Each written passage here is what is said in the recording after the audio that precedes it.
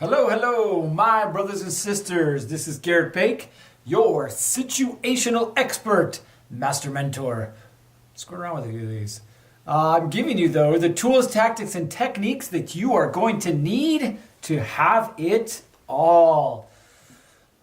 Welcome to today's episode of your Daily Armor. And today's topic, where did he go?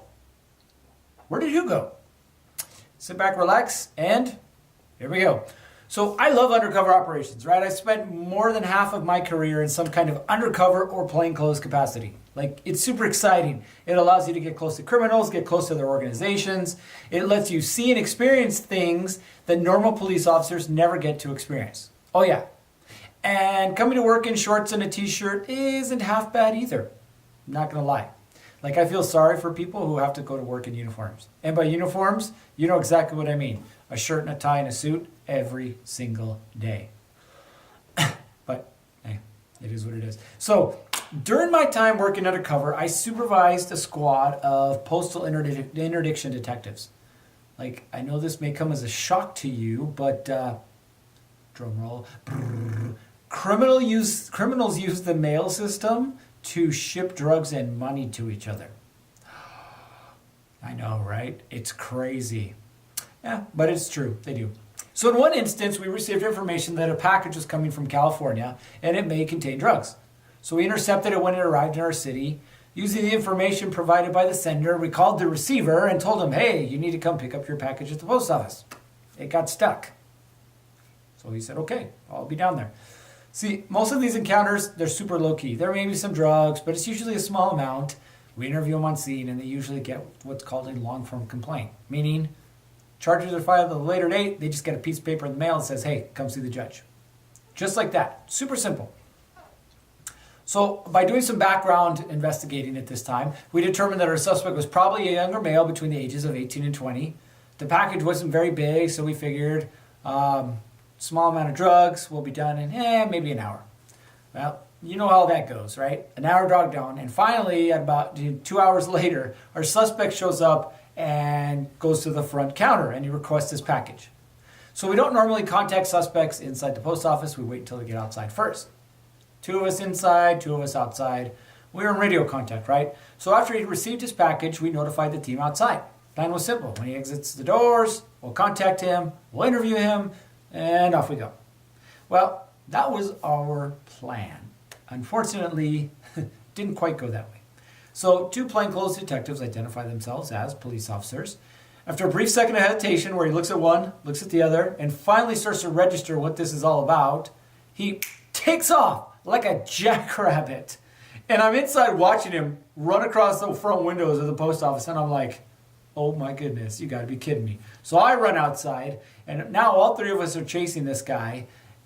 He runs into the gas station parking lot next door, and literally, it was like of course they were waiting for him, but it was like a movie, because there's a black truck waiting for him, right? So the black truck starts to move, and he starts to move, right, to the black truck. Well, the black truck doesn't even slow down for him. Like, he's like, dude, I'm out of here. If you don't get in, too bad, so sad. So he throws the package into the bed of the pickup and manages to jump into the back of this moving pickup as it speeds away and goes south on this road.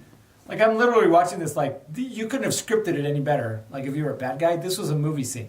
So we watched him hit the main road, he peeled out, and away he went. So now we were stuck, right? Car versus man, we're not going to win that one. So now we have to run back to our cars to try and get back to the area. Well, needless to say, we get on a radio channel and try and ask patrol for help. There's nobody in the area. The guy is gone, completely gone. And it was a little embarrassing. 4 on 1, we got schooled. So what did I learn that day? I learned that day that you can try and prepare for everything, but there really is no way to prepare for everything. There's not. You can never be 100% prepared. You can't. You can prepare as much as you can to get close to 100%, but it's never going to happen. So, like, what could we have done? Well, I could have had 2 more detectives there, right? 1 on each side of the parking lot. Yeah, could have done that. Or we could have contacted him inside. Yeah, could have done that. Like, there's other things that could have happened to hedge the bets in our favor. right? I already thought they were in our favor, and honestly, they were. It's just circumstances happened that it didn't work out. See, ask yourself across your core four, your body, your being, your balance, and your business, where have you been unprepared for a situation and then literally been run over? It happens. It totally happens. I'll tell you this last race that I was training for, right? I was running a marathon or training for a marathon. I was trying to qualify for Boston. Boston is the mecca of running, right? You can't get in just by paying for it. You literally have to qualify by time, and time is based on sex and age bracket. So it's super exclusive. So I have been training for 5 months up to this point. I was about a month away from the race. Everything was on point. I was doing everything that I needed to do, nutrition and running. Everything was on point. I go on this run, and all of a sudden, in the middle of this run, not even running fast, I pull my hamstring in the middle of my run. I'm like, are you kidding me? Where did this come from? So I'm a month out from up until this point, the most important race in my life. And I can't run. I literally cannot run. So at that point, I'm faced with, okay, what do I do now? I'd prepared as much as I could to that point, so what do I do now? So I had alternatives. One alternative was go to a massage therapist. I literally went and got a massage twice a week for 3 weeks. So I got 6 massages in 3 weeks.